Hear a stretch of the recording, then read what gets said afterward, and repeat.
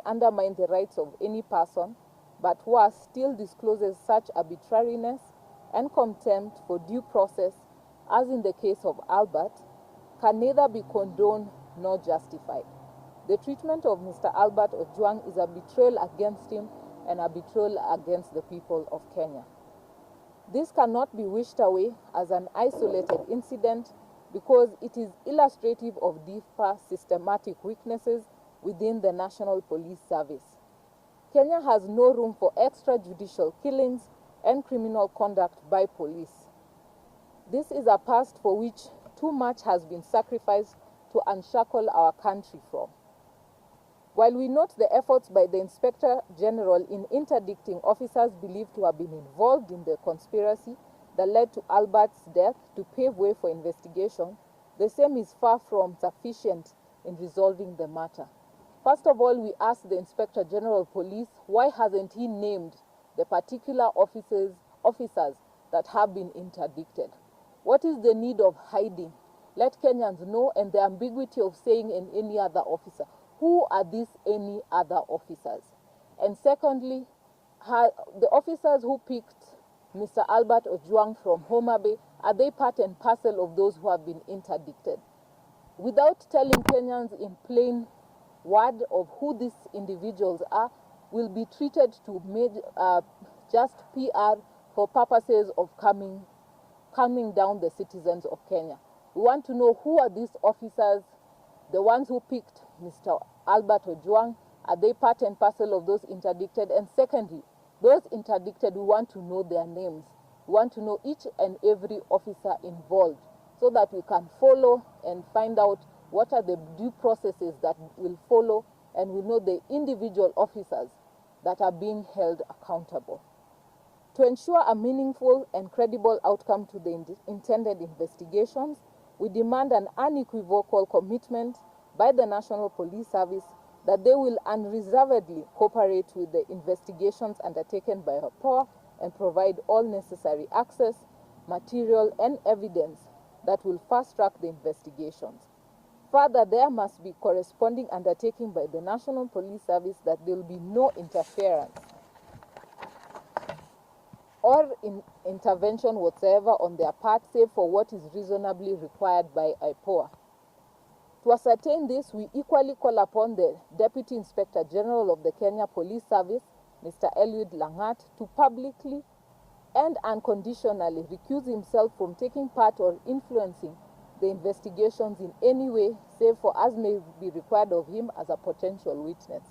We know that this recusal is necessary to dispel any apprehension of prejudice and conflict of interest that may arise on his account of his role as the complainant against Mr. Albert Ojwang. Secondly, the safety of Kenyans, whether suspected of offenses or not, is not a matter for which we can accept reactiveness. We demand proactivity. The Law Society of Kenya has consistently raised concerns over the safety of detainees while in police custody and the trend of abuse and mistreatment that has characterized Kenya police cells. In particular, we have sounded grave apprehension over Central Police Station in Nairobi, which has been a poster boy for police brutality and overreach. This must come to an end. Further, we note that previously the Council of Law Society of Kenya had raised concerns with the Inspector General of Police against Nairobi Central Police Station for being violators of the rights of arrested persons. We call upon IPOA to expeditiously investigate concerns raised and keep Kenyans appraised of the outcome of the investigations. While the National Police Service, through the Inspector General of Police, have given their commitment, will also hold IPOA accountable to be able to carry out credible investigations and update Kenyans on the status of the same. The Law Society of Kenya will pursue drastic reforms within police stations across the country, especially those that have consistently been cited as danger zones for persons detained therein. We invite members of the public to support this endeavor by reporting any stations that are known to mistreat, abuse, or neglect detainees, citing specific instances that can inform an overhaul of the systems which have proven ineffective. We call on the Inspector General of Police and IPOA to fully participate in this initiative by investigating and taking decisive action on every complaint that will escalate to their offices. Mr. Albert Ojwang must not be another statistic that we move on from when the next incident arises. Let us collectively take the pain of his death as the beginning of a necessary and overdue paradigm shift for our country and for our nation. Thank you.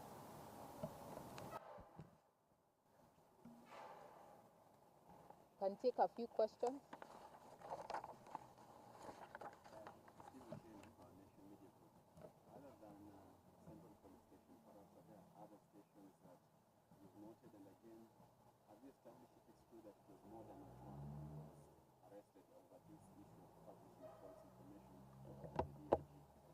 Well, another notorious police station is Kamkunji, which is known as the worst police station to be taken to in our country. It's one of the police stations that we're also raising concern.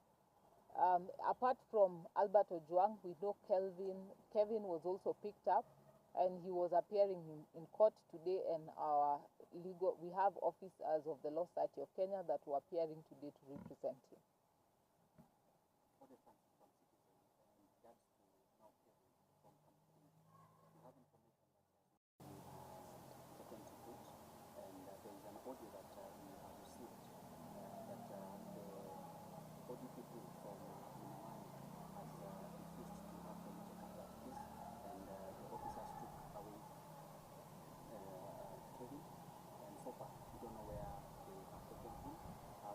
Information that they might take the young boy to Jambu locals, where we stationed some people, but up to now we haven't received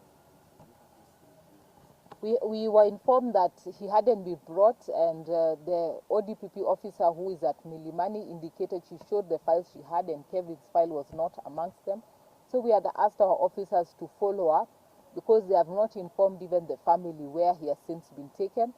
And so we are sounding the alarm, and we ask also the judiciary to remember their oath of office, that due process must be followed and he should be given a fair day in court. The concern that I find is that there is forum shopping. The office of the DPP is one office. So if the DPP have not charged him, taking him to any other court it will not change the predicament. And we will follow up on the same. If we find that it is forum shopping for purposes of getting an appropriate judicial officer, we will raise the same with the Office of the Chief Justice. So where does that put the Office of the DPP? Well, if the Office of the DPP have not charged him, then there are no charges that are certainly there, because he must be charged by the Director of Public Prosecutions, and that is one office. Yes?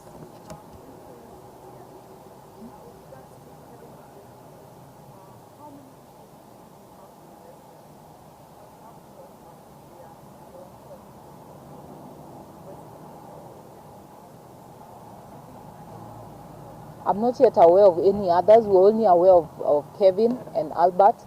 And particularly even when Albert was arrested is when we got wind of the story of Kevin as well. So if there is reports, the family members can reach out to the Law Society of Kenya so that we can follow up with any other persons who are also arrested.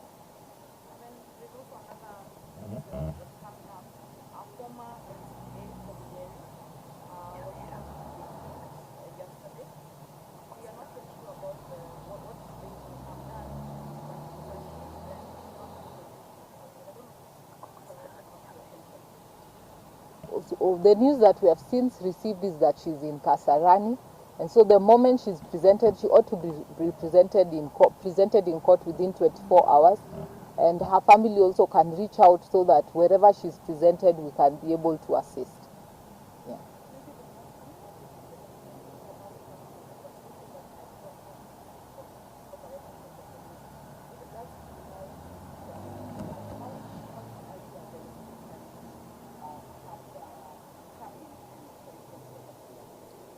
Well, LSK can raise its voice and raise public and also apply pressure on both offices.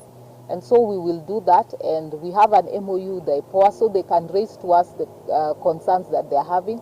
We also speak and work with the Director of Public Prosecutions on a close basis. So any also of those concerns, we can table them before the office of the DPP if it's a question of failure to charge. On the failure for them to give evidence, we can also now raise that to members of the public and also to the IG himself with regards to any frustration, because this is a concern that touches greatly on his office, and we have asked him and urged him not to cover up for anyone. Let rogue officers be held personally accountable for their faults. When we met them, they confirmed that they are properly trained as per the new constitution, and so they have no excuse to keep relying on old tactics. And therefore, if they are properly trained, they are properly informed, and they know what are their limits under the constitution.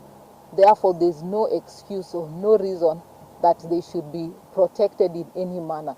They have their rights under the constitution and rights for due process and a fair trial, but other than that, if they are found to be culpable, they must be processed through our courts. So with that, we thank you.